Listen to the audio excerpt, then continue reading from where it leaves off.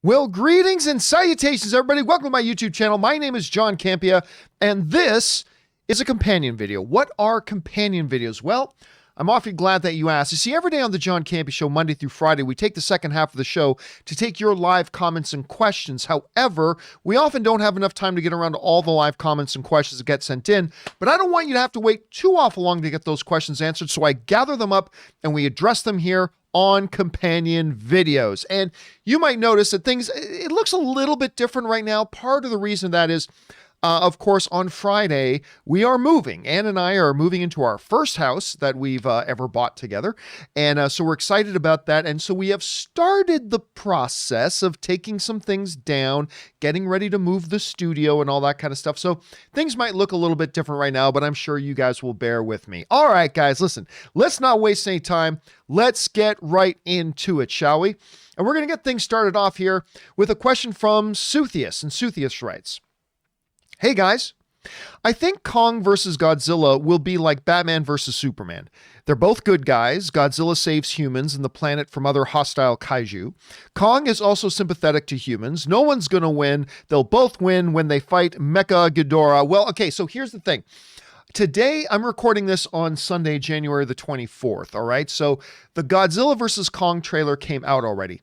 I'm not going to talk about it because that's going to be our main topic on tomorrow, Monday's John Campea Show. So I'll save my thoughts on it for that. But one of the things that we have seen, of course, is that they are going to fight. And we've already been told, the director of the film already said a while ago that this fight, Godzilla versus Kong, will have a winner. There will be a winner. Much like Batman versus Superman did have a definitive winner. Batman won that fight. Now, maybe Superman wins 9 times out of 10 the rest of the time, but Batman won that fight. And we've been told that Godzilla versus Kong will have a definitive winner. Now, after that, I also have no doubt that it will be like Batman versus Superman, where they do have a fight, there will be a winner, but then after that, there will be another threat that they have to team up, whether it's, Mecha Ghidorah, or whether it's Mecha Godzilla, or whether it's a bunch of the other ones and stuff like that, get together and they have to fight. But there will be something. So they will fight, there will be a winner, and then I have very little doubt they will then team up at the end. So we'll very much follow in the pattern of Batman versus Superman. All right, next up. Not Your Average Padawan writes, in Guess Who's Coming to Dinner, in the scene where Tracy is speaking to Hepburn, classic movie, classic scene, it was a public acknowledgement of Tracy's true feelings for her. They kept it a secret for a long time. Of course, that was like the Hollywood couple for a long time. Now, this comes up because the other day we were talking about Guess Who's Coming to Dinner, the Sidney Poitier film. That movie, I mean, I said it before, but I will say it again. That movie was so far ahead of its time, it's crazy. Like, Guess Who's Coming to Dinner, you could put that out today and it would have some social relevance today, I guess, but not as big. But you go back to the 60s and an actual movie about this upper lifestyle girl bringing home to her white parents a black fiance. That is something. Now, obviously, this movie came out before I was born, before most of us were born, but we've got to remember, like, the social impact that something like that in a major motion picture would have had. It's crazy. And just on top of that, it's one of the all-time great movies and a lot of great Hollywood stories that go into that, including the one with, of course, Tracy and Hepburn as well. So nice one to bring up there, Average Padawan. All right, next up. KC the Sledge Storyteller writes, I like the name. "Hey, John, love your show. Thank you so much. What's the best Alan Smithy movie? Dune just, I know you're talking about Alan Smithy. It's a fake name. Anyway, Dune doesn't count since David Lynch's name was originally billed on it. Also, I want Disney Plus to hear this, bringing Condor Man. I will be perfectly happy if I go through however long my Disney Plus membership will be and they never bring in Condor Man. That's just me. Oh.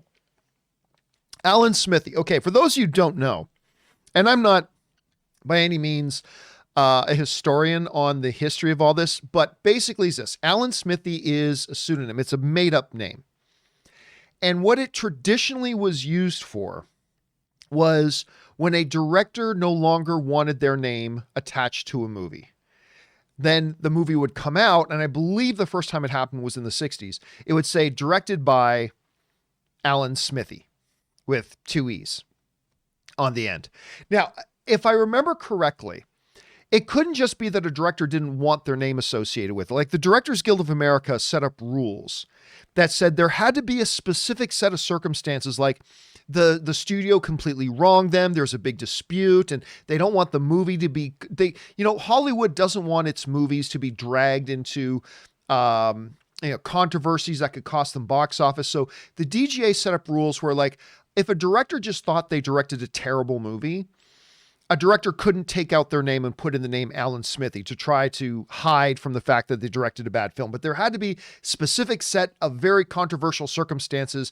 And if that was the case, then they could just attach Alan Smithy as the director of the film. Now, again, I couldn't tell you off the top of my head which was the best one. I know the last one that tried to get Alan Smithy attached was American History X. I think that's, now the DGA has written this out that you can't do this anymore. But if I remember correctly, and I only remember this because I love American History X, like I love that movie, but I believe it's Tony Kaye or something ended up directing it anyway. And there was a big blow up. Tony Kaye didn't want his name attached to it anymore. Tried to get the DGA, the Directors Guild of America, to put the Alan Smithy name on it. They wouldn't. I think he sued them. Then after, anyway, I can't remember. But anyway, other than that, I honestly couldn't tell you off the top of my head which films were Alan Smithy films. I can't remember off the top of my head. But it's an interesting topic to bring up, man. And if you are a film fan, you should look more into the history of it. Maybe you can teach me some stuff about it. All right, thanks for sending that in, Casey. Star Wars Rocks writes, "Hey, John, I'm just wondering if you liked one of my favorite Star Wars video game franchises in the forms of Star Wars, The Force Unleashed 1 or 2. I think that's the one with Starkiller, right? If so, yes. Honestly, I know a ton of people love those games. Let me just make sure. It's the one with Sam Witwer in them. How's that? Force Unleashed game. I believe that's the one with Sam who plays Starkiller. I was not the biggest fan of those games, and it is the game I was thinking of.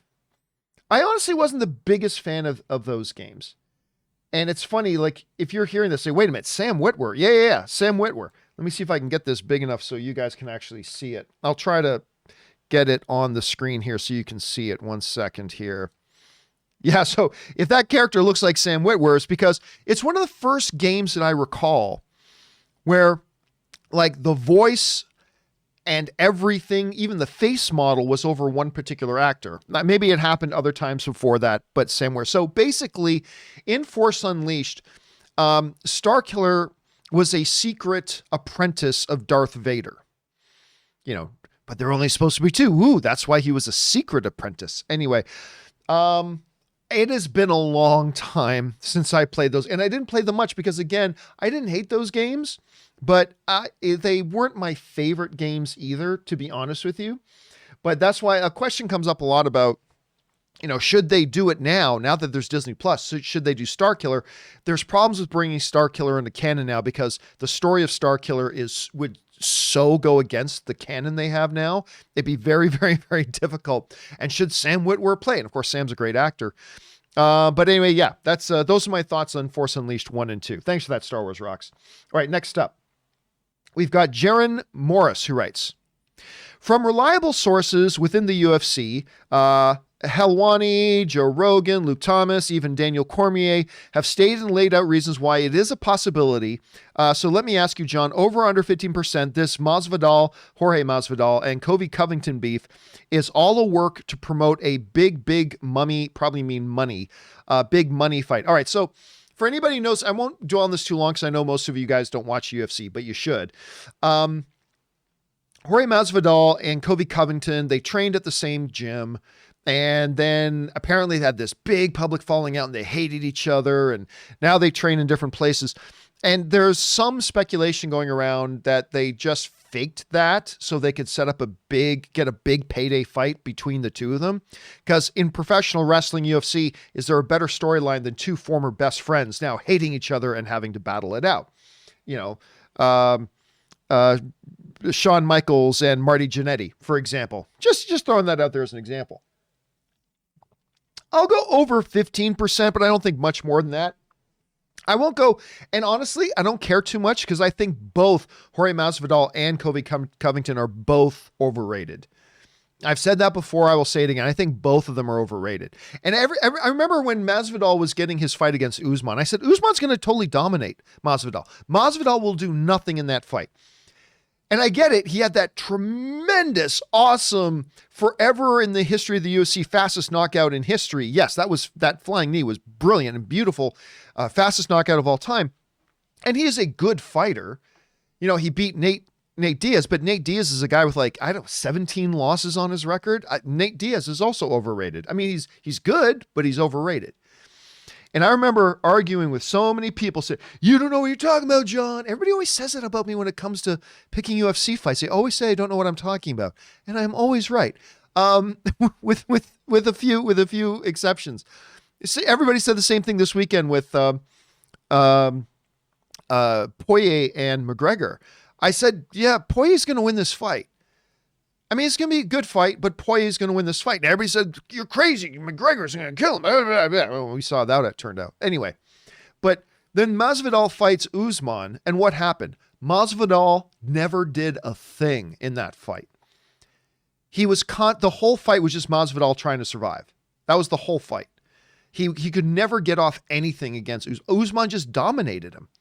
And again, that is partially because Usman is one of the bad. I'd say he's in the top 4 best pound for pound fighters in the world, by my estimation, at any rate. So, but it's a mixture. It's that Usman is that good, but also Masvidal is overrated. He's good. And he's an entertaining fighter, but he's overrated. He is not a top 15 guy in the world. And I don't think Covington is either. So, who also got schooled by Usman. But anyway, there's that. So, but yeah, I give it an over 15% chance that it's all fake to try to set up a money fight. All right, Zedley writes, hello from Montreal. I love Montreal. Not the Canadians, mind you, but I love Montreal. Just wanted to tell you, I love your insight on everything you talk about. And even though I find we have similar mindsets on things, on the off times we don't, your thoughts help me change the way I look at things. Thanks for all you do. Well, thank you so much for that, Zedley. Merci beaucoup, mon ami. Listen, too many bloggers, podcasters, YouTubers out there, they do one of two things. One, they try to convince their audience to see things their way. Or two, they say things they don't actually believe if they think it's the popular thing to say, or if they think it's what their audience want to hear. And I don't play any of those games. I mean, here's the thing. I've always said on this show, it is not my job. There are two things that are clearly not my job. Number one, it is not my job to tell you what you want to hear. That's not my job. It's also not my job to convince you to see things my way. Neither of those are my job. Here's my job. My job is to give you my honest opinion and insights on things, and give those honest opinions in such a way that it helps you sharpen your own view on things, not to get you to agree with me, right? Like, what I want to do is, let's say there's an item and there's position A and position B. And let's say, for argument's sake, I'm taking position A. It is my job to explain the context of the issue as a whole, and then tell you my particular view, let's say it's position A, and then explain to you why I take position A. But my job is to express all that in such a way that if you take position B, not to get you to change your mind to position A, but just to help you sharpen and focus on why it is you hold position B. And if I do that, that's me doing my job. I will tell you exactly why I believe position A and why I take the position A side, but I need to do it in such a way not to convince you to agree with me, but explain in such a way so you better understand that perspective, and it helps you sharpen your understanding about why you hold a different position. That's the best thing about being a film fan. You know, we don't talk about films so we can all just agree. We talk about films so we can enjoy the discourse, and many times that means having disagreement. And hopefully, if I'm doing my job, you walk away from a topic totally understanding why you agree with me, or totally having an even better appreciation for why you disagree with me. That's the goal of the discussion. That's the goal of the dissertation, if you will. That's the goal. And so I take what you just said, Zedley, as a real compliment. I appreciate that very much. And you shouldn't agree with me. Believe me, you should not agree with me all the time. Absolutely not. Sometimes yes, sometimes no. Always have your own point of view. And if watching me helps you better understand your own point of view, even if it's completely opposite of mine, that's a good day. So thank you for sharing that, Zedley. I appreciate that. All right, next up. Rebel Plot Armor writes, on yesterday's show, somebody asked about Star Wars What If content. There actually was a What If comic series in Legends. As a big fan of both keeping to canon and the multiverse, I would love to see them put out books or comics set in an alternate universe. Yeah, that came up the other day. I honestly have no desire for that. I mean, I like the idea of what if stuff in the comic book world, because in comic book movies, the last 10 years or so, everybody's become completely obsessed with shared cinematic universe. Everything has to be in the shared cinematic universe. Nothing can be its own standalone thing. Everything has to be part of a shared cinematic universe. And I think that's stupid. I'll just be honest with you, I think that's stupid. See, I miss the days. No, don't get me wrong. I love like good shared cinematic universe stuff, right? Whether it's DCEU, MCU, whatever. I do appreciate the shared cinematic universe stuff very much, but I don't understand this overly limited mentality that it has to be one or the other. Everything has to be completely solo movies, or everything has to be shared cinematic universe. Because I'll be honest with you, while I appreciate and love the shared cinematic universe stuff, I also miss the days when, like, Sam Raimi's Spider-Man, the first Spider-Man movie came out. And Spider-Man was special in the world because there was nobody else like Spider-Man. There was something great about that. When Christopher Nolan's Batman comes out, Batman is special. There is nobody else like Batman in the world. When the original Superman movie came out, Superman was special and unique. There was nothing else like Superman in the world. He was unique that way. As was Spider-Man, as was Daredevil, as, the Ben Affleck version, I should say. As was, Tobey Maguire's Spider-Man. And I just miss, which is part of the reason why I was so excited for the Joker movie, because it's truly in its own standalone world. I miss the days when that could be the case, when a superhero would arrive, and it's astonishing because there's nothing like him or her in the entire world. Nowadays, there's literally 1,000 superheroes. There's no superhero that is unique in the world. Oh, but this superhero does this, this, and this. Yeah, and there's 40 of them on the roofs of every 7-Eleven, patrolling the city for crime. Every street corner has 7 superheroes hanging out. And again, that's great. It's just that I miss those other types of movies, anyway. So with the what if stuff in comic books, I kind of like that because it gives you an opportunity to tell the stories, a superhero story or a hero story, in a world where that hero is truly unique, as opposed to everything else in the DCEU and the MCU. So I appreciate that. But I don't really see the value of it in something like Star Wars, myself personally.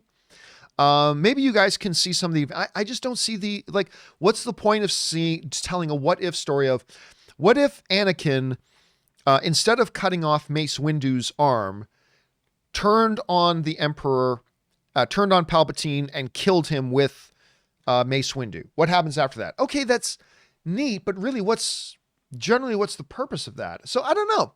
I have torn feelings over it, Rebel Pilot. I personally have torn feelings over it, but who knows? Maybe one of these days they'll come out with something like that and it'll be totally kick-ass and maybe I'll love it. We'll have to wait and see. All right, next up.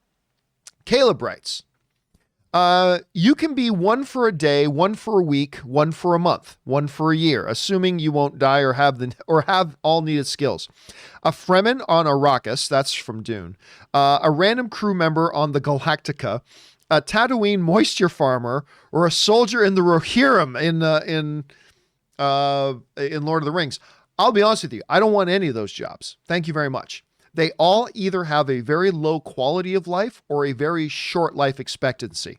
So in the game of I can be one for a day, one for a week, one for a month, one for a year, I'll just take a pass on all of them. I have no desire to be in the Rohirrim, being a moisture farmer on Tatooine, a member of the Galactica crew, because a lot of them die, and they just end up on this deserted world, which turns out to be Earth, or one of the Fremen in Arrakis just living out in the desert, except you're not really a desert moisture farmer. So yes, I would have to say in that particular game, Caleb, I take an overall pass. Thank you, but no thank you. Very short life expectancy and very small quality of life. I'll take a pass on all of it, but thanks for asking. All right, next up, Big Will writes, "Hey, John, I'm a huge fan. Thank you so much, Big Will. I appreciate that. Do you think Disney should bring back the character Galen Merrick / we were just talking about Force Unleashed, were we not? We were just talking about that. Should bring back the character Galen Merrick / Starkiller in a live action version of Star Wars The Force Unleashed in a film or TV series. Also, should Sam Witwer be the title character or recast somebody younger?" Well, I'll say this. If Sam Witwer, let me rephrase. Let me see if I can find this. If they were to do a Force Unleashed thing, if they were to do something like that, then yes, you get Sam Witwer to play it. Because in talking about his age, this dude doesn't age. Sam Witwer simply doesn't age. And the reason I'm looking over here right now is I'm trying to find this one picture of me and Sam, and I cannot find it. So I'll just bring this picture up.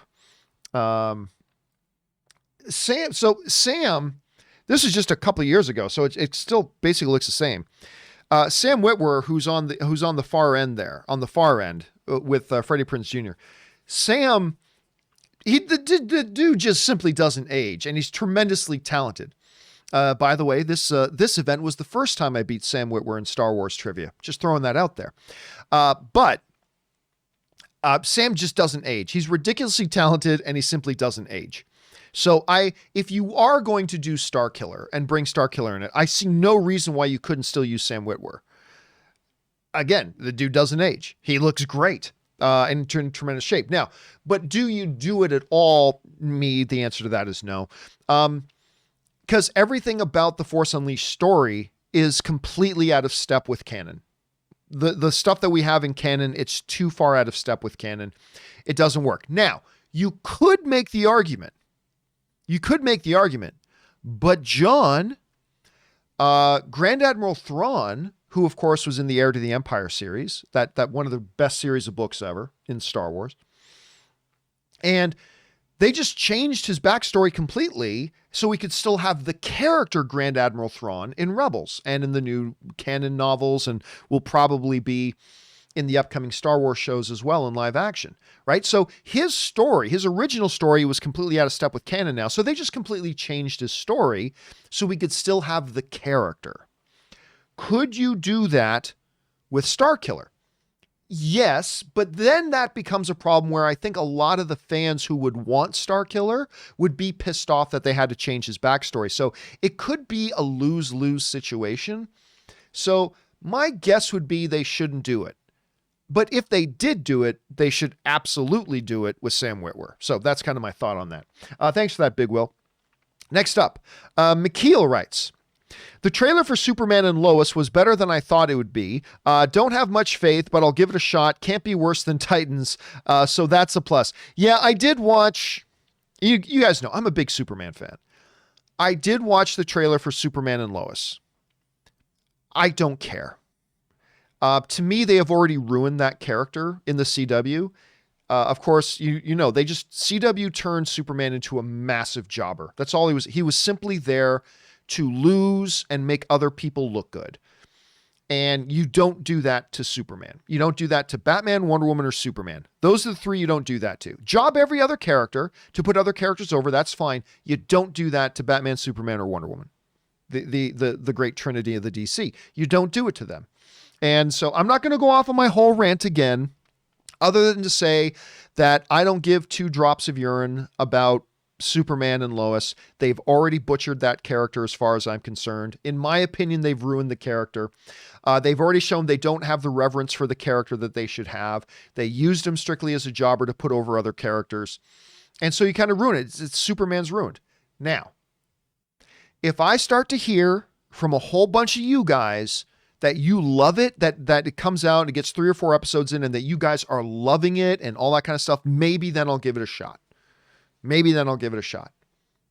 But until I hear from you guys that they've totally made something awesome out of it, I have zero interest, because I did have interest in a CW Superman and I gave him a shot and they totally crapped on him. No fault of the actors. Like, I'm not blaming the actors at all. It's all in the writing of it. And they ruined it for me. So I did give him a shot already. But again, I'll keep my ears open for what you guys say about it once they get a few episodes in. And if you tell me it's awesome, maybe I'll give it a shot, but we'll see. All right. Thanks for that, McKeel. Next up, Captain Blue Pants writes 1 of 2. In a comment on Twitter, I said that I think 4 hours might be a bit too long for the Snyder Cut, and I was inundated with replies saying there's a pause button. But what I actually meant was in terms of pacing, and there may be being unnecessary scenes, not the literal sitting time. I remember when you discussed that Snyder may be filming additional parts that would help put it into a series format. I don't have a problem with it not being episodic per se, just a concern given the runtime. Well, I mean, here's the thing though. In its defense,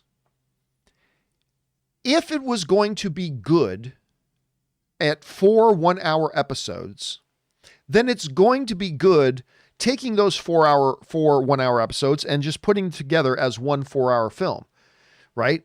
If it was going to be good and not just feeling like it's stuffed with filler as 4 one-hour episodes, then it's still the exact same thing. It's just been put all together, right? So if it's going to be bad, filled with filler content and useless scenes and just dragged on too much as a 4-hour movie, then it would have done the same as a 4-episodic miniseries as well. So if it was going to be fine as one, it should be fine as the other.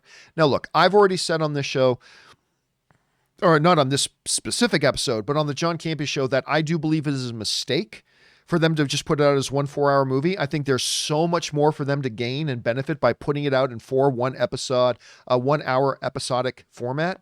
You just see the benefit. Look, the ratings numbers for WandaVision have gone up from week 1 to week 2 because of word of mouth spread and people come back for week 2. The episode ratings for Mandalorian kept going up because more word of mouth would buzz, and they could get that benefit from the Justice League miniseries if it's good. That's obviously the big asterisk. Has to be good for that to happen. But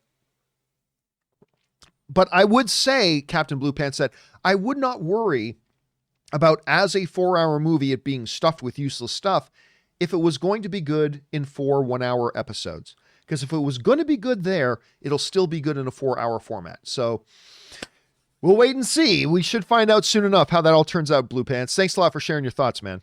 All right, next up. Julie Lilly writes, 1 of 2. Hey, John, I am a huge MCU fan and loving the new WandaVision. I'm getting into it quite a lot myself. My theory is that the Infinity Stones are back. Vision and Wanda are both products of the Mind Stone. If Vision is truly back, then he needs the Mind Stone to be Vision. It appears as though he has. Wanda has many impressive powers, but I never knew her to manipulate time. I am guessing Doctor Strange might want that stone back. Also, this show has the Reality Stone written all over it. What are your thoughts? All right, thanks a lot for writing that in, Julie. And of course, Ann and I have been doing WandaVision episodic spoiler reviews each week, right? We did week 1 for episodes 1 and 2, and then we did episodes 3. We did one as well that we just finished wrapping up. And the idea of the stones being back in play, here's what I've said about that. It is a possibility. It is. However, I don't think they are, and I absolutely don't think they should. It's a possibility, but I don't think they are, but I 100% believe they shouldn't. And here's why. The MCU has just spent 11 years and 22 plus movies where basically the foundational thing of them was Infinity Stones. When you really break down everything about the first 20 plus films and first 11 years of the MCU, it's all been about the Infinity Stones. From movie to movie, and then until you get to the ultimate climax of Infinity War and Endgame, it's all about the Infinity Stones. Everything's about the Infinity Stones. 11 years, 20 plus movies. It's time to move on from the Infinity Stones. It's time to move on from them. You've relied on them brilliantly, but for 11 years and 20 plus movies, 22 plus movies, 23 plus movies, whatever the final number is, it's time to move on from them. I mean, I make fun of the MCU sometimes for how many times they keep bringing Hydra back, whether it was actually in the movies or the repeated times they brought them back in Agents of S.H.I.E.L.D. Terrible show, by the way. Anyway. But really, I mean, it's time to let the Infinity Stones go. If we finally now, with Endgame in our rearview mirror, if they already jump right back into, and so what's really the power behind, oh, this is the Infinity Stones. Didn't we just do that for over a decade? Seriously, have we not just for over a decade done that? Is it not time to move on from them? So, yeah, I don't think it will be. I mean, listen, a lot of what you're saying, Julie, completely makes sense. I mean, the dots connect. But it's for those reasons that I think they won't do that and aren't doing that. And I truly hope they're not doing that, because to me, that will be a desperate cry of unoriginality. It's like, really? Really? Even with Endgame in our rearview mirror, you're going back to Infinity Stones again? Again? Come on, it's time to move on. So that's what I think. But again, don't be shocked if you're right, because it does kind of connect dots. I don't think that's where they're going. I desperately hope it's not, but doesn't mean it's not possible. So keep your eyes open for that, Julie. All right, thanks for sharing your thoughts, Julie. All right, next up. Scott Brown writes, I finally watched Devs. Oh, that's the Nick Offerman show. It was very good. Nick Offerman acts his ass off, and I love Alex Garland as a director and a writer. Without getting into spoilers, I'm not sure if I like the ending, so I was wondering what you thought of the show and the ending. Still haven't watched it. I was supposed to watch it. I love Nick Offerman. The show looked good. Heard nothing but good things about it. Ann and I even had a night set aside that we were going to start watching, and some came up and we never did start watching it, which is tremendously unfortunate, but it is what it is. So no, I can't give you my thoughts. For those of you who don't know, let me see if I can bring up Devs here. Hold on a second. Yeah, Devs was the Nick Offerman show, and it just looked amazing. First of all, Nick Offerman plays one of my all-time favorite, for those of you who don't know who Nick is, he plays one of my all-time favorite television characters, Ron Swanson in Parks and Rec. But apparently in this thing, he's a big role in it. But again, I still haven't watched it. I don't even know what it's about, really. I just know that everybody that I know who has seen it says it's really good. And I really like Nick Offerman, so I want to watch it for that, but I have still not seen it myself. So I'll let you know, Scott, once I do. Thanks for asking, dude. All right, next up. Timothy writes, today marks 13 years since we lost the great Heath Ledger. That's right. The anniversary of his death was the other day. The things he was able to accomplish is astonishing. 2-time Oscar nominee, 1 win, being asked and given the role of the greatest comic book villain in history, all before the age of 30. Yeah. I mean, I'll be honest with you. Heath Ledger, to me, I'm not going to lie. And I've always said this, even shortly after he died. Heath Ledger, to me, was a hit and miss actor. He was a hit and miss actor. Yes, he was an Academy Award nominated and an Academy Award winning actor. He was nominated for Brokeback Mountain. He won, of course, playing Joker in The Dark Knight. But, I mean, he also had And he had other very good performances too, but I found for every one really good performance, he also kind of had one that I was like, what is this guy doing? But listen, when Heath Ledger, like an athlete, he was like one of these athletes that sometimes shows up, sometimes doesn't. But man, when he was on his A game, he was a force of nature. He was a force of nature when he was on his A game. It's funny because I think it was just like 3 days ago, Ann and I flipped on YouTube TV and we saw Knight's Tale was on. And we had just been talking about Knight's Tale because we were talking about Alan Tudyk and all that, and Paul Bettany, and they're in that as well. It's actually a terrific cast. And so we sat down and watched Knight's Tale. And he's really fun in this. But then there are things that he wasn't so good in.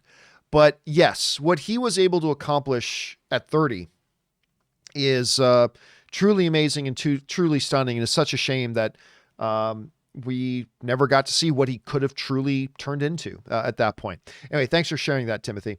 Next up, Miguel Zayin writes, hello, John. Hope you're well. I am doing well. Thank you so much.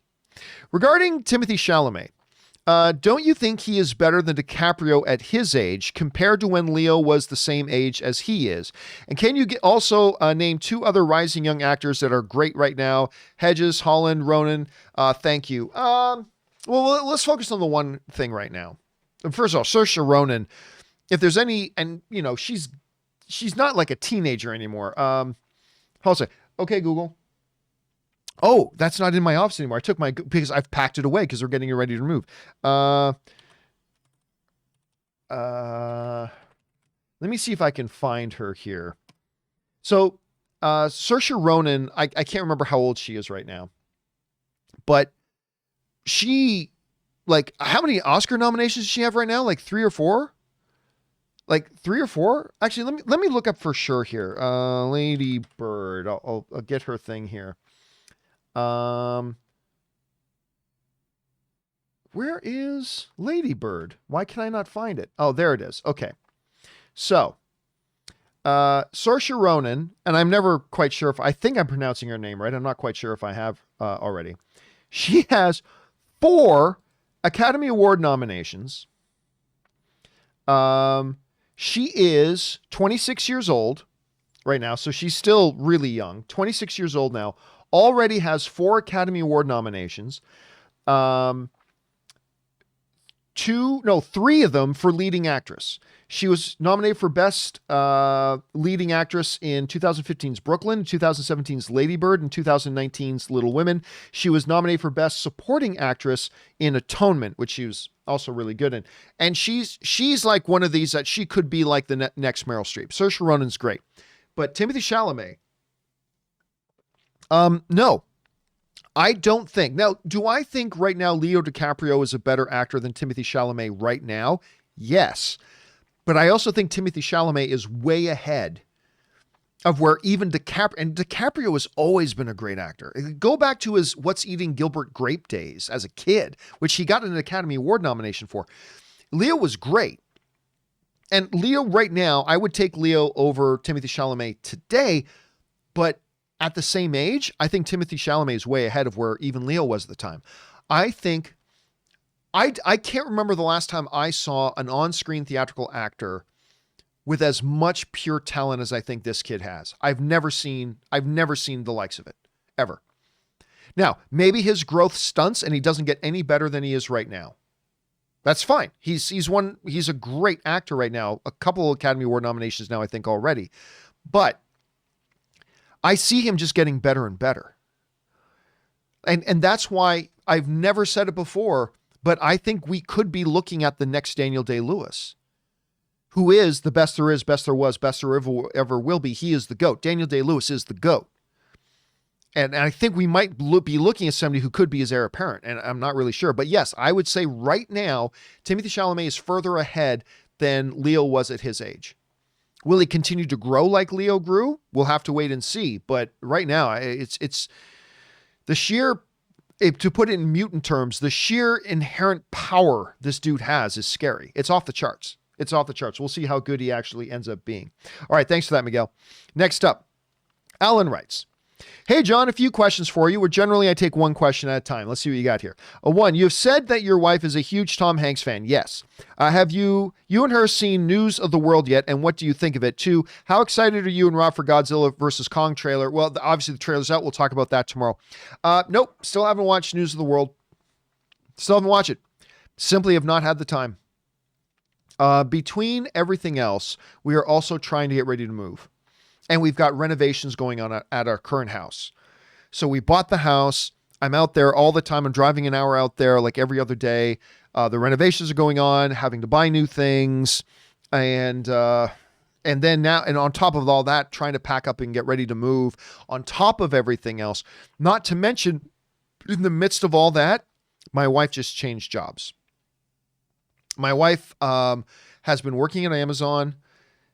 She got an offer that she just simply couldn't refuse from somewhere else, and we're not naming where that someplace else is yet. You'll know it, but we're not mentioning it yet. So in the midst of all that, wife changing jobs, overseeing renovations on the house, getting ready to pack up and getting ready to move, on top of still doing our jobs, we just simply haven't had a chance to sit down. Oh, and on top of that, the NFL playoffs. Because, News of the World will still be there, but the NFL playoffs are happening right now. So on top of all of that stuff, nope, we haven't had a chance to watch it yet. And we're dying. We're dying because Tom Hanks is our absolute favorite celebrity in the world. We haven't had a chance to get it in yet, but hopefully we will in the next day or two. Fingers crossed. All right. Thanks for that, Alan. Next up, Doolittle Sucks writes. So, Universal released films like Freaky and Croods 2 in theaters for 17-day window and PVOD after. Do you think this strategy is working? We know that it's not, to be honest with you.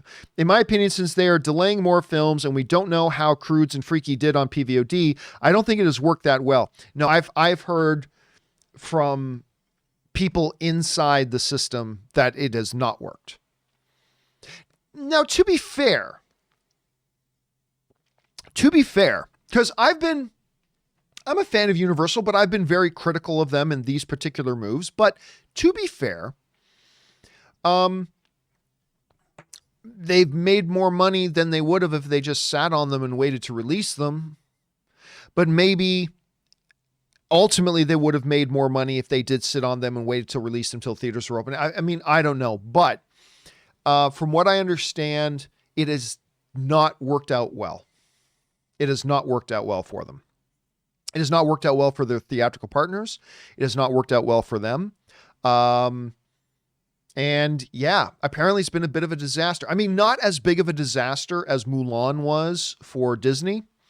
That was the bigger disaster. So the Croods and things like that has not been the disaster that Mulan was, but apparently it's been a flop. It's been a flop so far. Now, they're not ready to give up on the strategy. They're going to, and because granted, it's been a very small sample size. We'll see how it develops and grows, but so far they are not doing what they were hoping it would do. So that's where we're at right now. All right, next up. Dark Knight Rises writes, hey, John, wanted to know about John Hamm. I kind of looked at him as a possible Superman, maybe too old now, or Batman/Bruce Wayne. Do you see him potentially in the DC universe? It's irrelevant. The reason I don't do X actor in X roles, look, if you want to put an actor in a movie, as long as they're a good actor, fine. John Hamm's a very good actor. He's a very good actor. I find him to be tremendously entertaining. So it's all about, do you have a role for him that is actually a good fit for him as an actor? And you and I won't know the answer to that question unless we actually read a script with a particular character to see how that character is being manifested. And then we can form an idea as to whether or not John Hamm could do it. Now, listen, for a long time, I always said, hey, if one day they announced John Hamm as a slightly older than we're used to Superman, yeah, I'd be down for that because he's a great actor. Could I see him as Bruce Wayne? Sure, because he's a great actor. But again, I don't know if he'd make a good Superman or a good Batman in those specific movies because we'd have to read the script to know, what is this Superman going to be like? What is this Batman going to be like? Because then maybe he's not a good fit. But that's why the only question I ever concern myself with is, are they a good actor? John Hamm's a really good actor. I enjoy his performances very, very much. So I'd be down for him being in anything. All right. Dark Knight Rises writes, Also writes, gotta say it, I was watching a De Niro movie and realized his character was so kind, normal, and decent. A lot of times I like the character someone plays a whole lot more than I like the actor playing them. Sad it has to be that way. Well, I mean, listen, I would dare to say this, Dark Knight Rises. I'm willing to bet money you've never met Robert De Niro. Just saying. I'm willing to bet you've never met Robert De Niro. So you don't know him. I know and I do this too. Believe me, I do this too. I'm right there with you on this. We all feel like we know certain celebrities because we've seen certain stories or we've watched certain things or whatever. But the reality is we don't know them. We don't. We form opinions about them and all that kind of stuff. But at the end of the day, what we need to remind ourselves, and I need to do this too, is that at the end of the day, you don't know shit about that person. You really don't. You've never had dinner with them. You don't actually know their hopes, dreams, aspirations, things they do for themselves, their families, their communities, the people who live around them, blah, blah. We really don't know. We just don't know. We can like or dislike their public facade, I guess. But at the end of the day, we simply don't know them as people. And listen, I'm not jumping on you. I do this too. We all do it. This is something all media fans do. We all do it. We think we know them. Like, I love Ryan Reynolds. I think the guy's one of the coolest guys in Hollywood. But I'll be honest with you. I've met him like 3 times. I've spent maybe a grand total of 20 minutes talking to him. I don't know Ryan Reynolds for shit. I don't know Ryan Reynolds for shit. I love his public image. I love seeing his social media stuff. I think he's terrific in his movies, and I have thoroughly enjoyed the times I have had a chance to meet him and talk to him and all that kind of stuff. But the reality is, I don't know him for shit. Not the slightest, really. And so it's just something. So I try not to get too attached to that terribly much. Like, unless they do something that's really horrible that breaks the law and hurts people, whatever. But I try not to get too attached to connecting the person with the roles being played. Like, I'll tell you right now, like, Russell Crowe is probably my favorite actor. I think he's phenomenal. I just think he's so good. I mean, he's not Daniel Day-Lewis, but I just think he's phenomenal. He's my favorite actor. From everything I hear, he's not a wonderful person. I mean, I'm just saying. But I don't know. I've had a chance to meet Russell Crowe a couple of times. One time in particular, I got to hang out with him at one of his movie premieres, and he was super nice to me, like really, really cool. And that's great. But from everything I hear, he's maybe not that good of a person. But I don't know. I don't know him. I don't know him. So I try not to get too attached to the whole, that guy seems like an idiot, that guy seems like an awesome angel. It's cool for us to have those perceptions, but not to get too attached to them either way, right? So yeah, like Russell Crowe, I heard, is not that great of a person, but I really like his acting. So unless I open up the news tomorrow and find out like he beat up a bunch of women or something like that, I don't care. Then I'm totally fine with him, unless we see something extreme like that. So anyway, that's just me. But I get you, Dark Knight Rises. But you're not alone. We are all in that same boat with you. I'm in that boat with you. All fans are. I think it's something we need to try to change about how we perceive these things. And I'll put myself right at the front of the list of that. All right. Thanks for sharing your thoughts on that, Dark Knight. All right. Next up. Dark Knight also writes, what's the difference between the major schools of acting, Method, Stanislavski, etc., people who studied under Stella Adler versus Lee Strasberg? I don't know. I'm not an actor. I mean, I know the basics of a number of these things, but I don't know what the real difference is. I am not an actor. I have never studied acting a day in my life.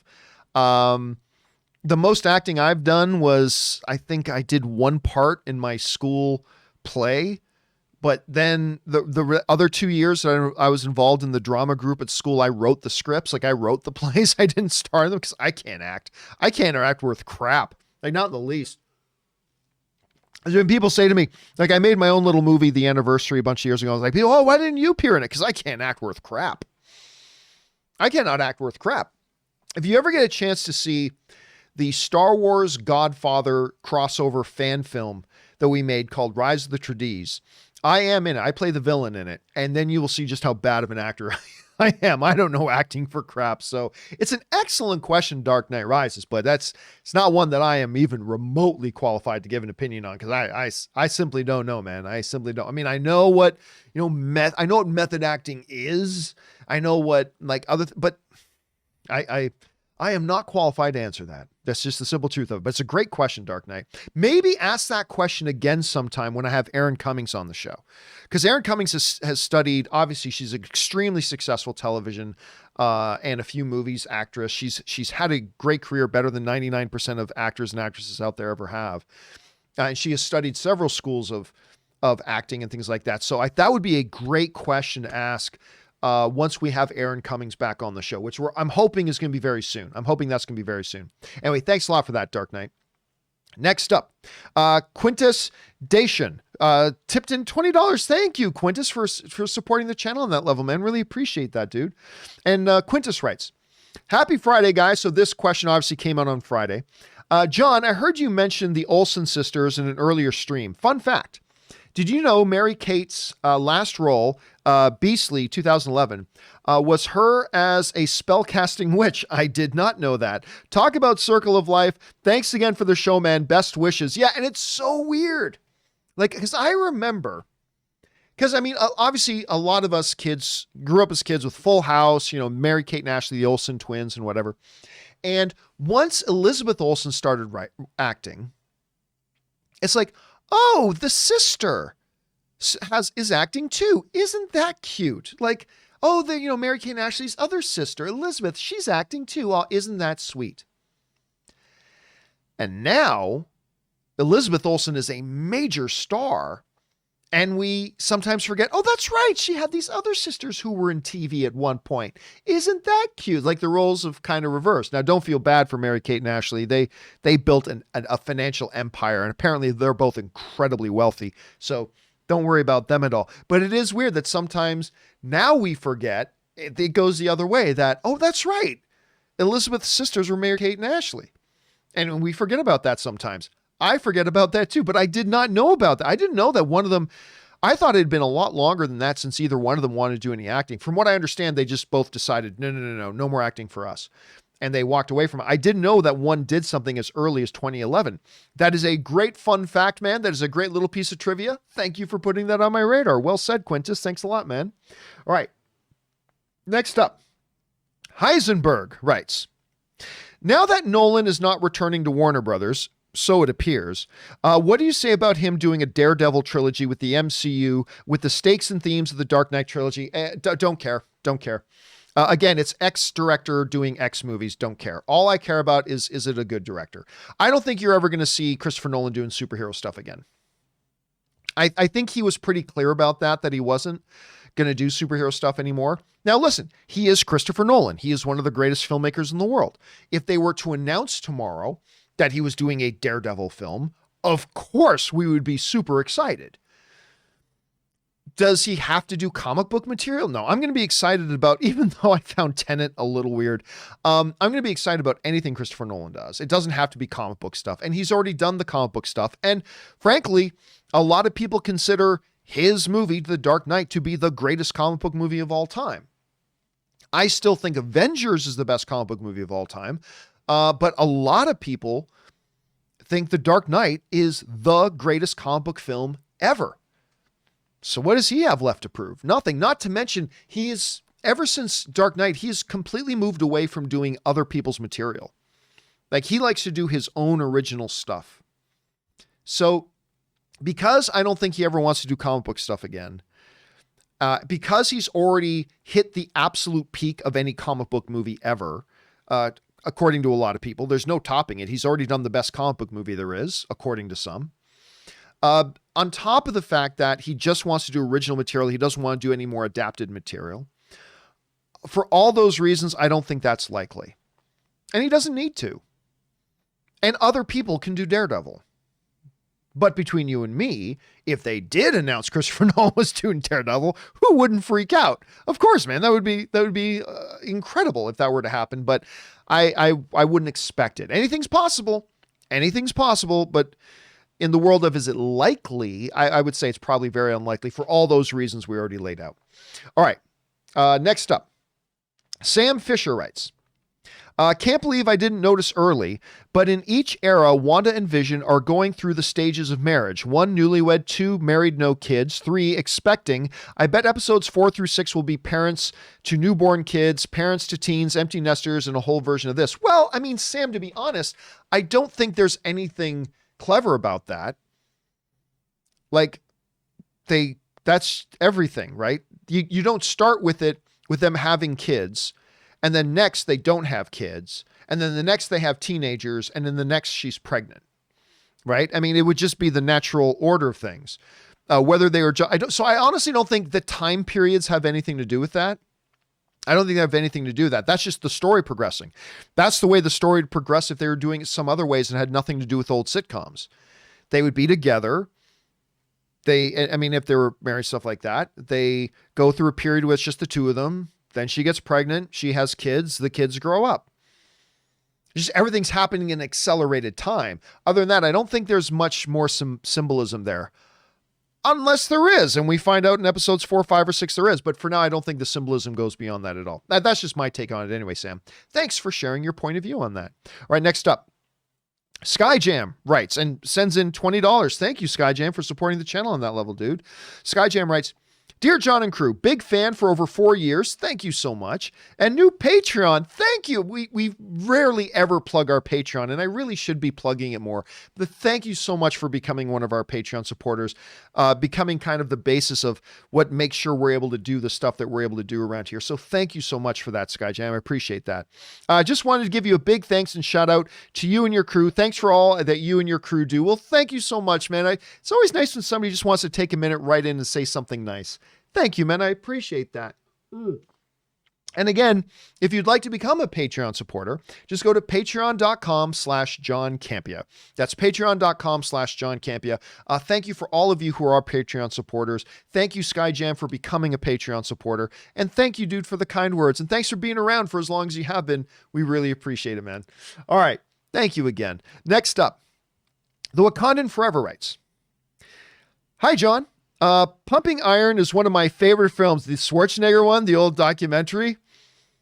You know, milk is for babies. I drink beer. Anyway, Pumping Iron is one of my favorite films. I was a fan of Arnold way before his Terminator days. Are you a bodybuilding fan or follow Mr. Olympia?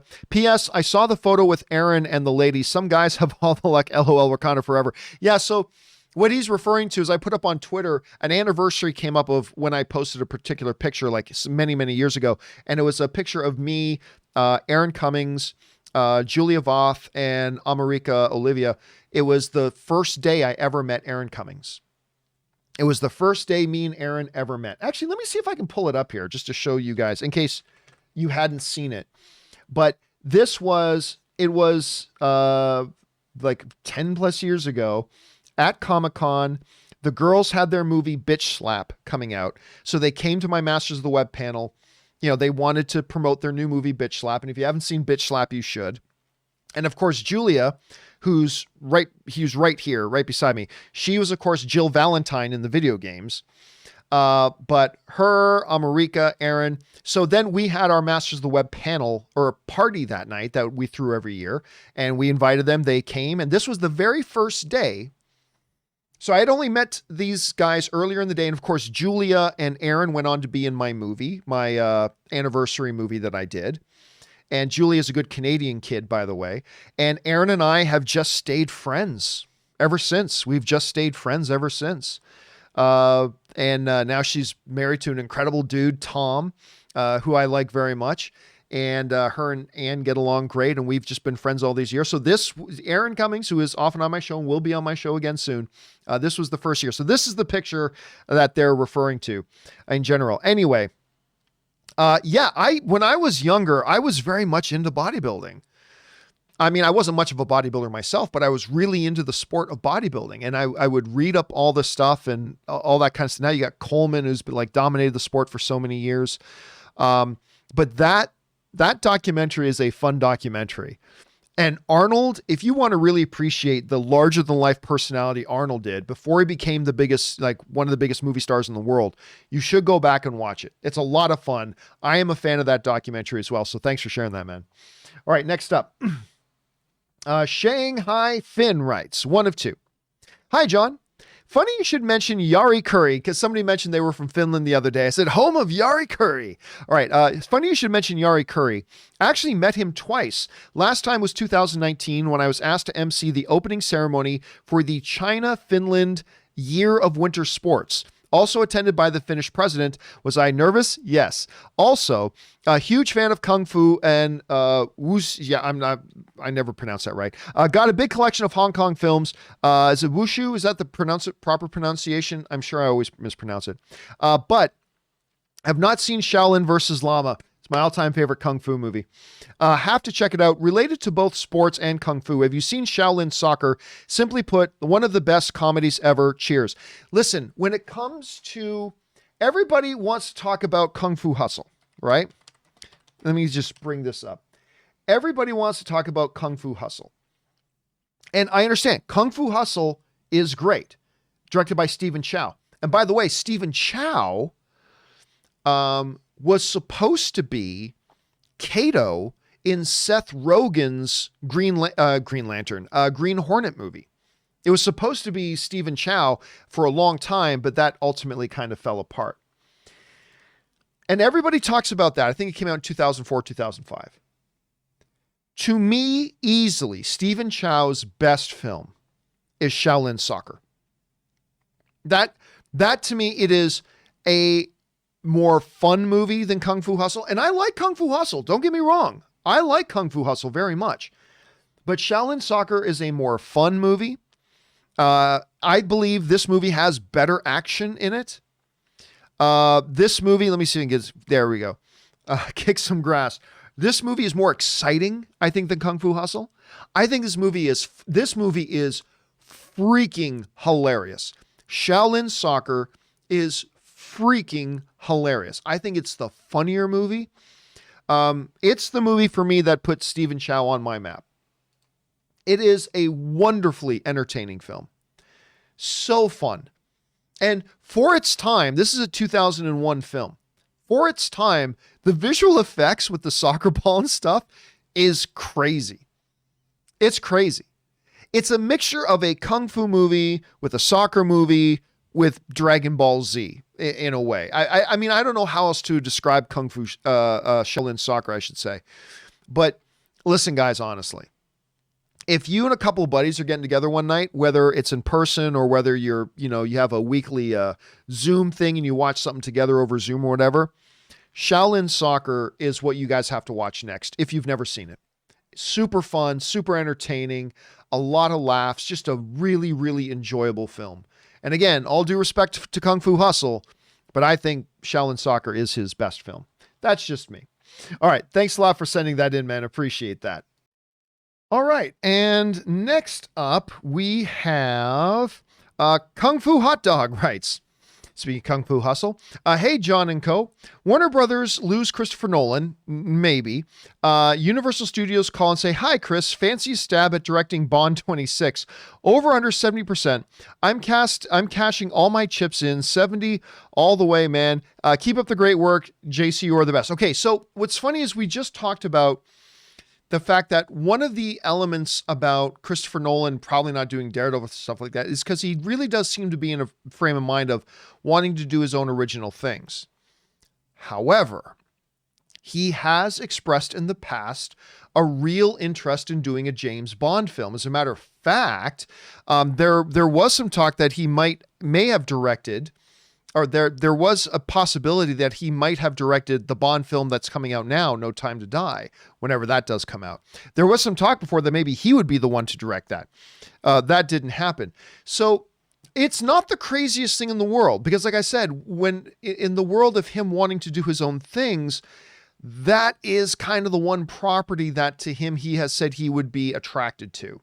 So I would go, I mean, look, let's put it this way. If it happens the way you just said it, that Universal calls him and says, we want you to do this and whatever, I would say over 70% that he would do it.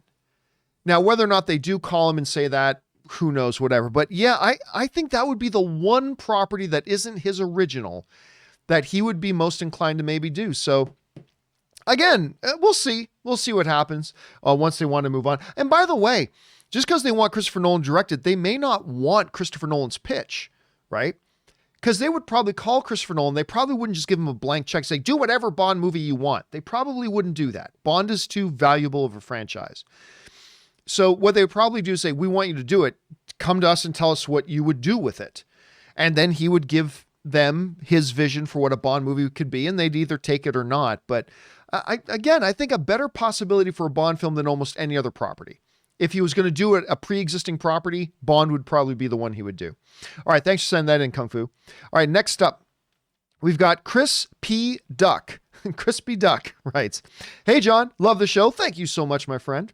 Watching Sons of Anarchy after your recommendation, and I find I'm buying Budweiser as my beer of choice now. With a strong product placement, would Budweiser have paid for this? I'm a biker too and started looking at Harley Davidson bikes. I don't know. To be honest, maybe it's because I don't drink beer that I never noticed what beer was being drank in it.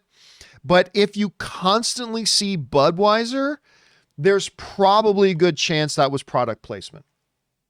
I remember one of the first times I really overtly noticed product placement was, I can't remember which season of 24 it was, but it was one of the seasons of 24. And when they went to like their headquarters, everybody's computer monitor had a giant Dell logo on the back. They were all using Dell monitors. I mean, it was obnoxious. It was so obvious in your face. Every camera angle there would be some monitor because there'd be tons of people working in there, right? And you'd always see Dell on it. That was like one of the most overtly obvious product placements I have ever seen. So maybe they did that with Budweiser. I don't know that for sure. I mean, it also could literally just be that that's just the beer they would always get. And that's the beer they had. Maybe. But if they used it a lot, and again, I never pay attention because I'm not a beer drinker, so that's probably why I never noticed. But I mean, if it is all the time, consistently all the time, then I wouldn't be surprised if it was a product placement thing there. Wouldn't be surprised about that at all, Chris. But I'm glad you're watching Sons of Anarchy, one of my top 3 favorite shows of all time. All right, next up. AV Cali writes, hey, John. I saw a new TV spot for Godzilla versus Kong. Kong really does look smaller. Theory, or Godzilla really does look smaller. Theory, maybe the radiation that was used on him in the last movie to defeat Ghidorah eventually made him a bit smaller. I don't think he's smaller. I think King Kong is bigger. I don't think he's smaller. I think Kong is bigger. Like, because remember, they said that they reminded us very early on that, remember, the Kong we see in Kong Skull Island is still very young, and he has a lot of growing to do. And if you look at the picture, the poster of him like standing beside skyscrapers, clearly he is much larger than he was. So I didn't get the impression that Godzilla was smaller, even after watching the trailer. But again, we'll talk about the trailer tomorrow. I won't talk about the trailer today. I didn't get the impression he's smaller, but I don't know. It's not something I noticed, AV, but you did. Maybe it's something they will say in the movie. Maybe Godzilla is smaller. I didn't think he looked smaller, but you noticed something. Let's keep our eyes on him. Let's see what they say about that. All right, good catch. Next up, Senor X of La Mancha writes, 1 of 3. I am here to defend the honor of Lady Mamma Mia. Just saw 3 episodes of WV. No idea what WV is. And dude, we have all been played. The show is empty using weak sitcom tropes. Oh, you're talking WandaVision. Okay. Guys, please don't just put in a brief. Please write WandaVision. Anyway. I just saw 3 episodes of WandaVision. Dude, we've all been played. The show is so empty using weak sitcom tropes and to barely move a very thin story. My expectations were so much higher. As Rob would say, where the hell is the verisimilitude? Yeah, sure, subjective, muckjective, but I'm out of the box and having new perspective. But so far it feels like a giant step backwards. Marvel's Netflix series, Agents of S.H.I.E.L.D. seem better comparatively. Oh God, no. Well, I mean, some of the Netflix series, yes. Some of them like Daredevil, Punisher. The other ones, no. I mean, it's all subjective. Marvel has gotten this totally wrong. Yeah, so F-bomb me, Lord Campea, to use your damn force powers. I'm all ready for it. You don't think we want this to be good, but some of us call it like it is. I treasure sports as you do, and this feels like a sorry junior varsity team. Well, here's the thing. I'm calling it like it is. It's wonderful. It's wonderful, and I'm calling it like it is. That's not to discredit that you don't like it. It's not for everybody. Listen. When you try something totally different, it's guaranteed to not be for everybody. And if you're one of those people that it doesn't work for, there's nothing wrong with that. That's your perspective. And you're calling it like it is. But what it is that to you, it didn't work. That's what it is. And when I call it like it is and saying, yeah, as a matter of fact, it did work, I am also calling it like it is. Because for me, it has. Now, it's not my favorite thing Marvel has done so far. I mean, I don't like it as much as a lot of other people do. But, listen, we just did episode 3 spoiler discussion for WandaVision. It's a half-hour episode. I had to, between part 1 and 2, I had to do 4.5 hours. I had to do 4.5 hours of spoiler discussion catch up because that's how invested so many people were in wanting to talk about the show and their theories and how much they loved it and liked it and all that kind of stuff. I had to do 4.5 hours, and I'm not complaining. I'm just pointing out I had to do 4.5 hours. I never had to do that much. I mean, except for the finale of Mandalorian, I never had to do any that long for Mandalorian post shows. But for WandaVision, I have. This WandaVision series has captured the imaginations of a lot of people in a way that I don't think they were prepared for. And again, whenever you ask for somebody to do something different, try something out of the box, do something that's never been done before in this genre, if you do that, it won't be for everybody. And again, you don't like it, nothing wrong with that. If it's not working for you, it's not working for you, and your opinion of it is no more, no less valid than mine, and I respect that. But you got to respect that a lot of people really do dig what they're doing. Right now, to Anne, WandaVision is her favorite MCU thing they've ever done. Now, I don't feel that strongly about it, but that's where my wife is right now. And she's a fan. And there's a lot of fans who are just really enjoying this a great deal. But again, not everybody. But there's nothing you could do that would be for everybody. There are going to be people who don't like it. And again, there's nothing wrong with that. And who knows? Maybe as the series progresses, you'll get more on board with it, or maybe you'll dislike it even more. Maybe you'll dislike it even more as it goes on. And again, nothing wrong with that. But hey, I mean, I respect that that's how you see it. But in doing that, you're just going to have to nut up and understand and recognize and respect that a lot of people see some really good stuff in this and are really enjoying it. And that doesn't diminish the fact, nor does it delegitimize the fact that you don't. That's perfectly fine. But while disliking, you got to acknowledge that others really are loving it. Just like people like me who are really enjoying it so far, completely acknowledge and accept that there are some who don't. And that's cool. But I think so far, the vast majority of the people are really getting into this thing. And again, vast majority of people love Blade Runner, the original Blade Runner. And I don't. And guess what? Me acknowledging that the vast majority of the people do doesn't undermine the fact that I don't, nor does it devalue my opinion that I didn't like it. And so it's all good, but I'm just calling it like it is, man. Calling it like it is. Me and a lot of people, majority of people are liking it. Doesn't mean you need to, and it's totally okay if you don't. But anyway, thanks for giving your point of view on WandaVision, man. That's good to know. And again, it just verifies that when you try to do something so different, you can just automatically know it will not be for everybody. If you want to play it safe, you'll have more people on board. As soon as you start taking big risks and doing something wildly different, which the fans of the MCU keep saying they want, so here you go. Here's something completely bonkers and different. It won't be for everybody, and that's okay. All right, thanks for sending that in, Senior X. All right, next up. Mason24 writes, "Hey, John, first time tipping. Thank you so much for contributing, man. I appreciate that, Mason. I was wondering, are you still upset over Benoit and Weiss leaving Star Wars. I still wish they could have done their set of Star Wars movies. I think they would have been really good. I mean, I wouldn't say upset. I'd say disappointed. Give me 1 second here. Let me just bring this up here. So like I said from the beginning, right? I was very excited about, D&D doing their Star Wars stuff. When you look, I mean, Game of Thrones, there's never been a show that has had a bigger pop cultural impact than Game of Thrones. It basically defined, and so much so that as soon as there was no more Game of Thrones to watch, HBO reported, Variety just put up this report about a week or so ago, we talked about it on the show, that we knew there would be an impact. But the moment there was no more Game of Thrones to watch, HBO lost 51% of their main demographic viewership and almost 40% of their overall viewership to the whole network was gone.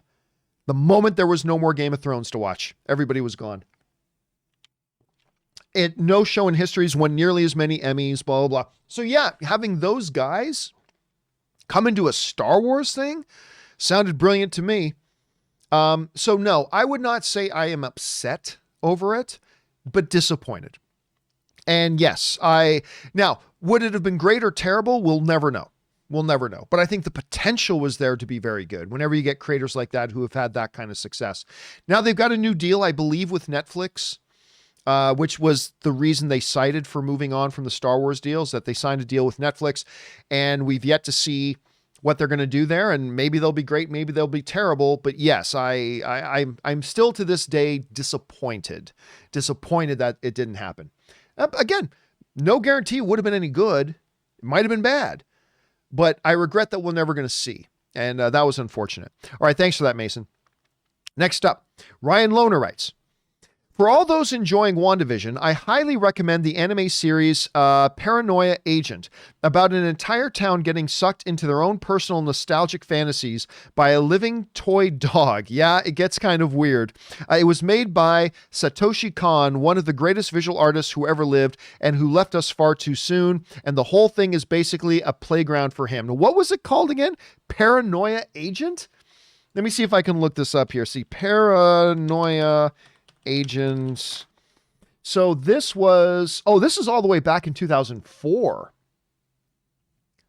So basically the way the summary reads, seemingly unconnected citizens of Tokyo are targeted for bludgeoning by a boy with a golden baseball bat. As detectives try to link victims, they discover that the following assaults, the victims' lives have improved in some way.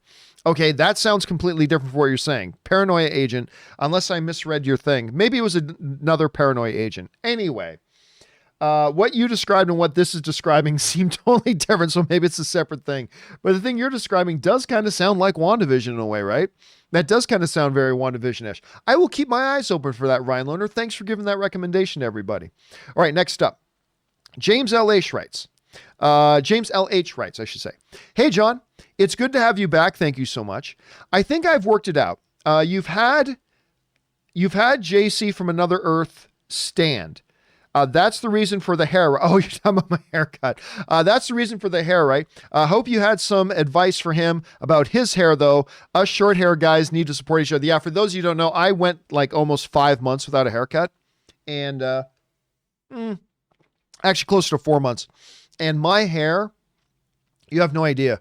My hair has so many licks and is massively curly, especially at the back. It's massively curly. And so much so that back in the day when I did have long hair, it took me a long time of every morning going into the kitchen, putting a towel out on the counter, flopping my hair up on the towel and having my sister iron out my hair. And then I had to do that until my hair was long enough that there was enough weight that it kind of countered the curls. So between that and the ironing and oh my God. But when my hair starts to get longer, it's completely an unshoveled disaster. It's just awful and terrible. Felt good getting my hair cut, not going to lie.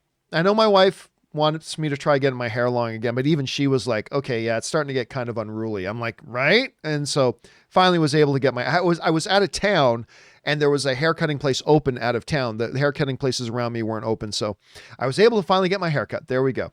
All right. James LH writes, again, 1 of 3. Sorry for the humor. I'm in a rare good mood as I've just finished Parks and Rec. Nice. One of my all-time favorite comedies.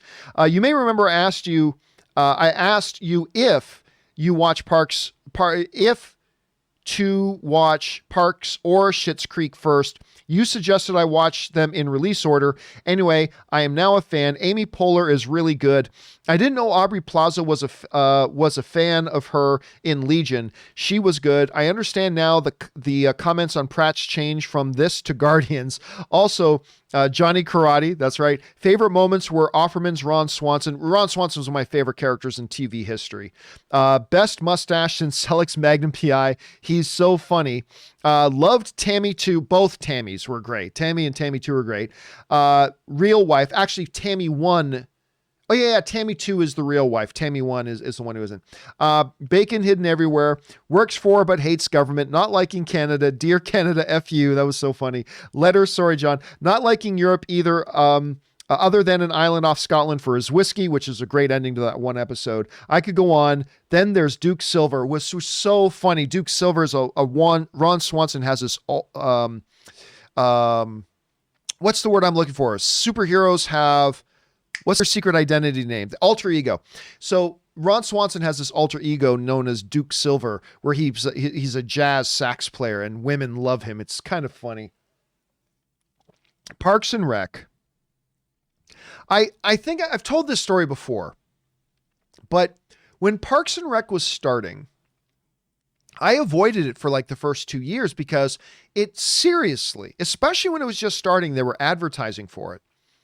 It looked like just a really sad ripoff of The Office. And it was also on NBC. So it's like they're just ripping off their own thing in a desperate attempt to make the next Office. And it just looked like that. When I finally did get around to start watching it, I realized that, yes, they used that same documentary style shooting that they did for The Office and later did for Modern Family. But it really was a very different show. And I just fell in love with the characters. Like, The Office is still probably the better show. But the characters of Parks and Rec, from Leslie and Ron, to Tom, Jerry or Gary or whichever name he's going by at the time. Chris was so good in the show. Ann Perkins you just remember, and by the way, Catherine Hahn, who is in WandaVision right now, Catherine Hahn kills it in that show. She had a recurring character in the latter half of the seasons. It's just so memorable and so beautiful and so fantastic. And when Adam Scott came in as well with Chris Lowe, or Rob Lowe, I should say, who plays the character Chris, it just got even better.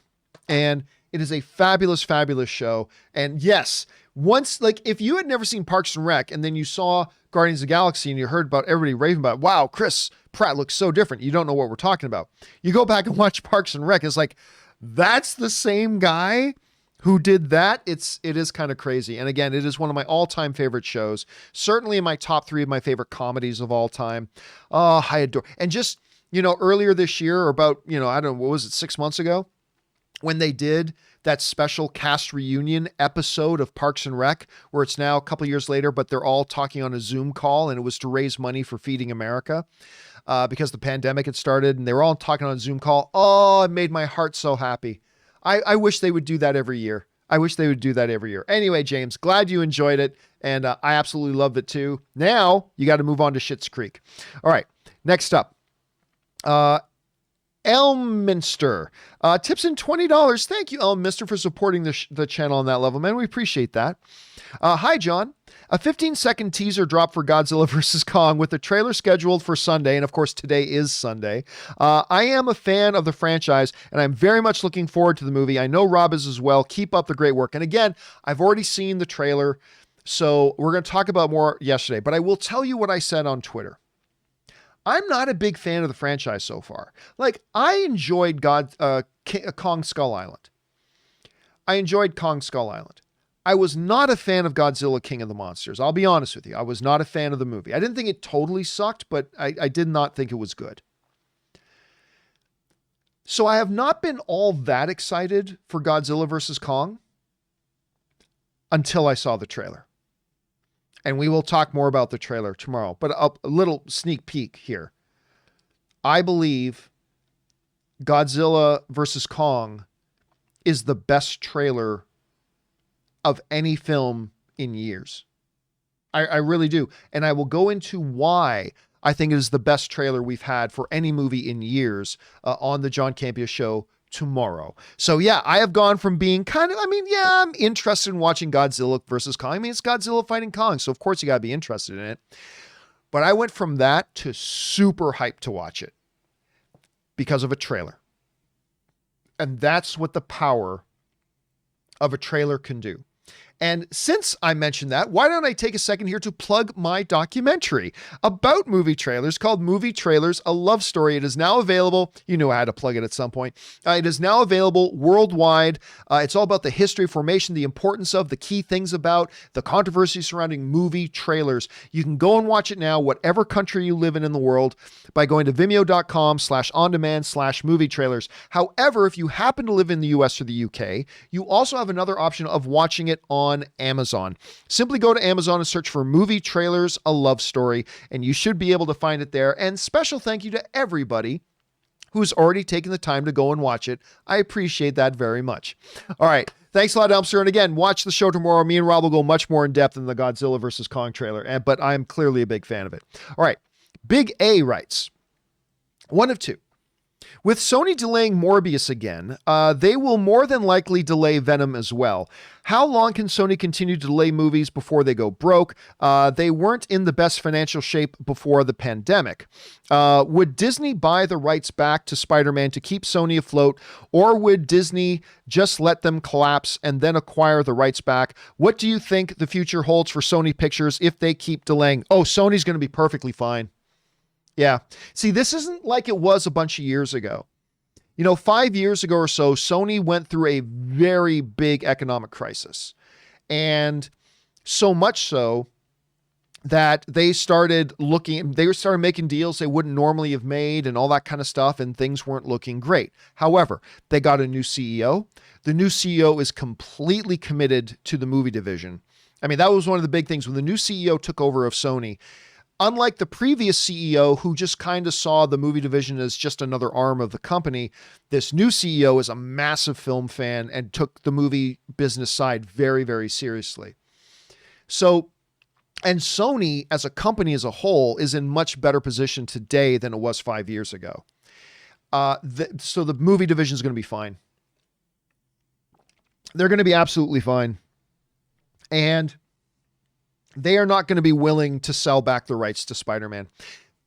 There's always a price, but the price that they would command for selling the rights to Spider-Man back to Marvel would be more than what Disney and Marvel would be able to pay reasonably. More than what they would reasonably be willing to pay. They just wouldn't pay the kind of money that Sony would want for it. Sony has the resources and the finances to hold out because remember, they've got a parent company. They've got a parent company that is much more flush with cash than it was 4 or 5 years ago.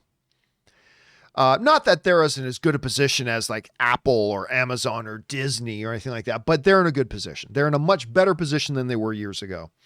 So they can keep putting it off. And as a matter of fact, it only heightens the importance that they put it off because they know, because the first Venom movie made $800 million, like over $800 million.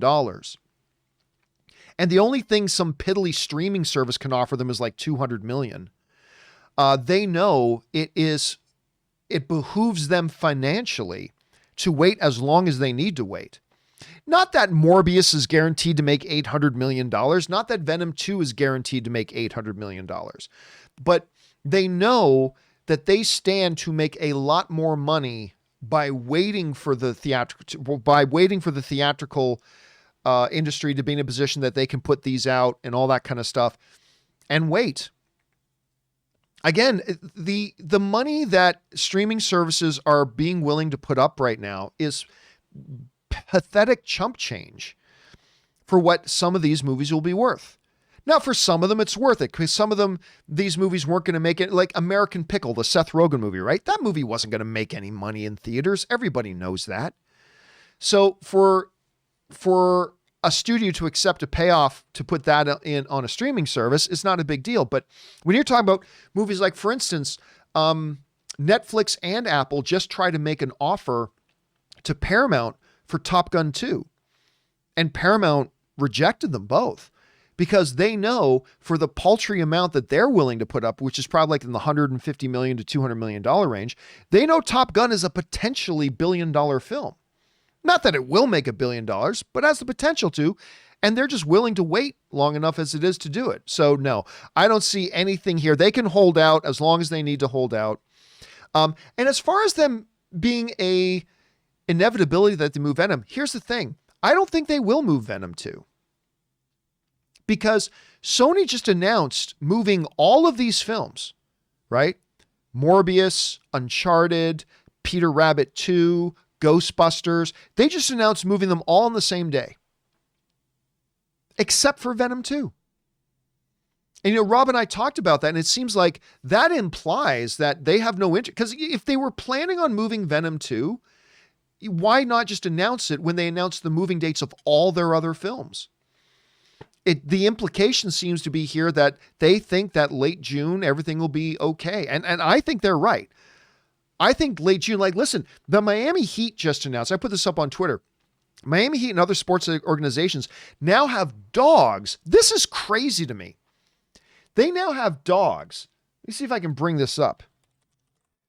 That literally kind of like bomb detection dogs at airports or whatever, that can smell people, and with 94% accuracy, let me see if I can just bring this up. With 94% accuracy, these dogs can tell if a fan in line has COVID or not. They literally they go through a line and the dogs can tell if they have COVID or not. And these university research scientists are saying the accuracy to which the dogs detect it is 94%, which is insane to me. Like I grew up, my dad is like he's like the vice president or something of the Canadian Beagle Association, or was. Anyway, my dad I grew up with hunting hounds my whole life. I had no idea they had that kind of ability. No idea. If they're going to be letting in 22,000 fans to the Super Bowl, most of which are going to be showing that they've already been immunized, but they're also planning on using the dog thing. Miami Heat are going to start letting more fans come to the games using the dog detection system. I'm starting to think, man, just put up whatever amount of money you need to put up, and you get 2 of these dogs at every movie theater in America. You get 2 of these dogs at every movie theater in America. And you go for it. As more and more people get immunized and all that kind of stuff, you go for it. It'll make it safe. It'll make it good. Again, maybe I'm just being overly optimistic, but yeah, I don't think they're going to move Venom 2. I just think if they were going to move Venom 2, then they would have moved it on the same day that they moved Morbius, Ghostbusters, Uncharted, Peter Rabbit 2. I mean, why would you not? What would be the purpose of not moving that one movie when you moved all the rest of them? So, I don't know. Anything can happen. This situation changes day by day. So they very well could move it, but I'm thinking right now that they won't. But we'll wait and see, Big A. We'll wait and see. All right, next up. Big A also writes in another $20 tip. Thank you, Big A. Writes, I want my Sony/Disney 2-part question to be one of your 100 main topics today. Please. I love your show. Keep up the great work. Congrats on the new house. Thank you so much. And we're very excited. We have now... today, I've started the process of taking things down in the office. Actually, tomorrow on Monday, after I do the John Campea Show tomorrow, Ray and Jonathan are coming over and they will begin the full teardown. There is actually not going to be a John Campea Show after Monday for the rest of the week. So there's not going to be a John Campea Show Tuesday, Wednesday, Thursday, or Friday. No show Friday. The next video that we will do after the John Campea Show tomorrow is going to be our, because the move will be done and the studio will already be set up, will be our WandaVision episode 4 open spoiler discussion on Friday afternoon at 4 p.m. So make sure you come on back and join us. But so there's going to be the John Campea Show tomorrow, and then no more videos until that WandaVision thing. So keep your eyes open. But thank you for that, Big A. Appreciate that. All right. An anonymous viewer writes in. Hey, John. Hello, anonymous viewer. I watched The Gentleman, my second favorite movie of 2020. I watched The Gentleman on your recommendation recently, and I have to say thank you. I had so much fun with it. You recently mentioned wanting to see Liam Neeson in a comedy. Have you seen him in Life's Too Short? Yes, I did. Yes, and I have AIDS. No, don't do AIDS. AIDS is not funny. I really did like him in that. He was very, very funny in that. Actually, Anne just watched that for the first time recently, and she really liked that too. But yeah, The Gentleman with Matthew McConaughey. And why do I keep... I was just talking about Sons of Anarchy, and I keep forgetting the name. The name of the Charlie Hunnam. Charlie Hunnam and Matthew McConaughey.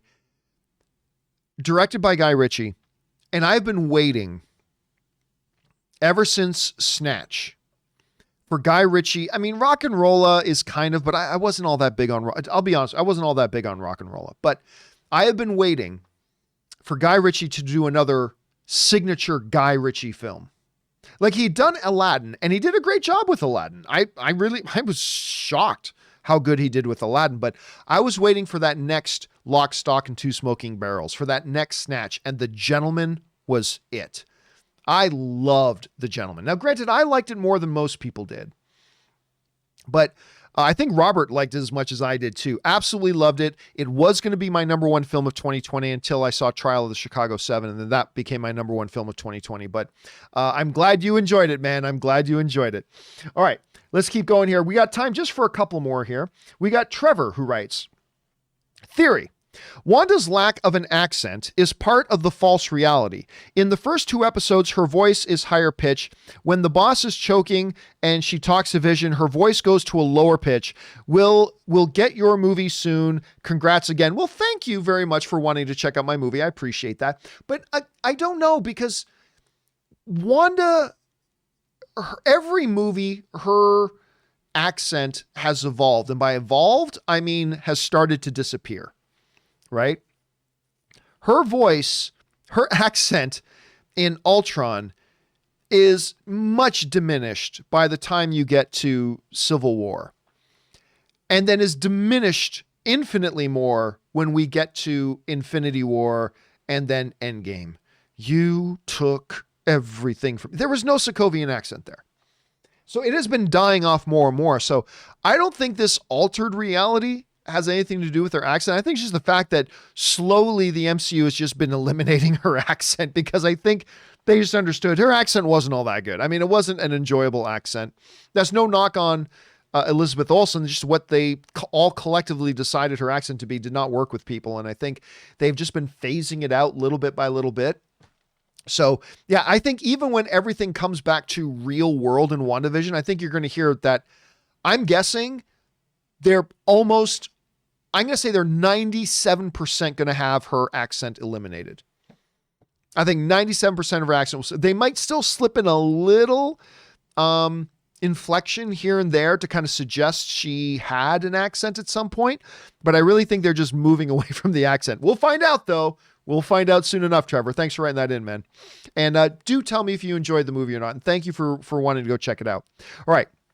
Elminster, tips in $20. Thank you, Elminster, for supporting the channel on that level. I appreciate that, man. Hey, John, did you watch the trailer for Superman and Lois? It's not what I expected at all and looks different from the other CW hero shows. It had a Man of Steel vibe to it. Thoughts? I did see it. Somebody wrote this in earlier, but I will answer it again. I don't care what the trailer looked like. I really don't.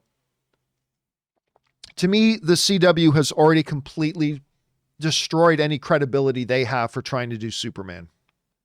You guys know I love the Superman character. And what they did to the Superman character and how they misused and quite frankly disrespected the Superman character in their CW Arrowverse is almost unforgivable from a creative point of view. I'm not talking about in life. We're just talking about a TV show here, folks. But from a creative point of view, it's almost unforgivable. They turned Superman, the granddaddy of all superheroes, the greatest of all the superheroes, into a jobber. Into a character they had no hesitation, continuously humbling and humiliating to put other characters over and make other characters look good. And I'm okay with you doing that with all of our favorite heroes, but in the DC world, there's 3 you do not job. Do it for all the others. Do it for Flash. Do it for Arrow. Do it for all of them. But there's 3 you cannot do that to. You do not do that to Batman. You do not do that to Wonder Woman. And you do not do that to Superman. Your holy trinity of the DC universe. You don't job them to put other characters over. With the slight exception on if they're battling each other. If any one of the Trinity or any 2 of the Trinity are battling each other, fine, you can do it under that circumstance. But other than that, you don't touch the Trinity.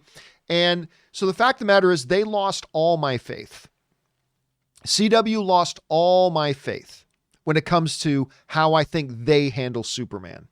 And no trailer is going to change my mind about that. Now, like I said earlier, if I start hearing from you guys, if it gets 3, 4, 5 episodes in, and I start hearing from you guys that you think it's awesome, I might then give it a shot. But the way I kind of think right now is I did give them a shot. I watched Supergirl. When you brought Superman in, I gave it a shot. And you just constantly shit all over him every chance you had and disrespected the character. And I'm like, so you don't get my faith anymore. You do not have my faith when it comes to how you handle this character. I don't care how good a trailer looks. You don't have my faith. Now, if you guys tell me things have turned around, I'll give it a shot. But until then, it's dead to me. That Superman character that they do on CW, that iteration of the Superman character is dead to me. Give me Henry Cavill all day, every day. And again, there's no disrespect to the actor, Tyler something or other. There's no disrespect to the actor playing the role. I don't blame the actor. Not at all. Not in the least. But until I hear from you guys saying that they've done something special, I'm just not going to believe it. So there you go. That's my take on it. All right, next up. The real Michael Myers writes, "Hey, John, today is my birthday." Obviously, this was back on probably either Friday night or Saturday morning. Anyway, happy belated birthday to you, Michael. I hope you had a great day, and I hope you have a great year ahead of you. Today is my birthday, and I was listening to the show yesterday, and someone asked about the Muppet Babies. You were wondering about the original network it aired on. The original network it aired on was CBS. You know what? That's right. I do remember that. But it was produced by Marvel Entertainment. I'm not sure if Disney got all of that when they bought Marvel all those years ago. Maybe Muppet Babies will end up on Disney Plus eventually. Thanks, John, for all that you do, not only for film fans, but for your community. Oh, thank you so much for that, real Michael Myers, and thank you for being part of our community. I appreciate that. Yeah, so somebody brought up Muppet Babies. It's like, okay, so we got the Muppet Show coming to Disney Plus, the original 5 seasons of the Muppet Show, which I'm very excited about. But then somebody asked the logical question, well, where's Muppet Babies? And I'm like, you know what? That's a good question. You know what? I have a feeling that CBS probably has a bunch of the rights to that iteration of Muppet Babies. I wouldn't doubt for a second that CBS owns a bunch of the rights. Because if Marvel Entertainment was the production company, they had basically no money at the time, and they probably would have sold a lot of the ownership rights to the exhibitor at that time, which was CBS. So I wouldn't doubt that. I don't know that that's the case. Let's be very clear. I don't know that that's the case. It just seems to me like that's probably the way it would have gone. Don't know for sure, but that very well could be the way that went down. But it will be interesting. Like, listen, frankly, I was never a big fan of Muppet Babies. Their Star Wars stuff I always got a kick out of, but when I was a lot younger, I didn't find Muppet Babies all that cute, but whatever. I know there are a lot of people who love it. And I could probably still sing the theme song. Muppet Babies, we make our dreams come true. Do, do, do, do, do. Anyway, I don't know why I know that. But I know a lot of people would be very excited if it did pop up on Disney Plus. But again, for all we know, the original Muppet Babies may pop up on Paramount Plus if CBS actually do hold all the rights to that. So I'm sure we'll figure it out sooner or later, Michael Myers. I'm sure we'll figure it out sooner or later. And again, thank you so much and happy belated birthday to you, my friend. All right. Just got time for a couple more here, guys. CJ Adams writes, do you think in the age of streaming, we can see the resurgence of story/movies with good plots but poor execution? What Disney is doing with Percy Jackson series. Also, the prequels are the best Star Wars property. That's a fact, John. Why can't you see that? Okay, don't. Okay, that now you're just baiting me. Obviously, the prequels are total shit. The prequels are absolute shit. That doesn't mean I'm trying to talk you out of liking them. If you like them and they're great to you, awesome. I celebrate that you enjoy them. But if you're going to pose the question to me, I will tell you my point of view. They are absolute dung. Complete, utter shite. Anyway, that said, I don't know who is behind the Percy. I can't remember off the top of my head who did the original Percy Jackson films. I'll tell you right now, and Logan Lerman was starring in those, and I really like Logan in them. I liked the first Percy Jackson. What was it? The Lightning Thief? I think that was the name of the first one. I liked the first Percy Jackson. The second one wasn't so good and unfortunately went away, but now there's apparently a new thing in development. I remember we talked about it on the show probably about a year ago, but I can't remember all these things that, what do you say? In the age of streaming, can we see a resurgence of stories with good plots but poor execution? Dude, we see that all the time. There are lots of things with good plots, poor execution. Hell, the Star Wars prequels are a great example of that. Really good foundational idea, just brutally and horribly and incompetently executed. I mean, that's a perfect example of that, but we see that all over the place, right? A lot of the movies that I end up not liking, you could probably say, you know what? You could see the kernel of brilliance that was in there. Like, there was a great foundational idea here, and for whatever reason, it didn't work. So I don't think we're going to see a resurgence of that. I just think we'll probably see a continuation of that like we do in everything right now.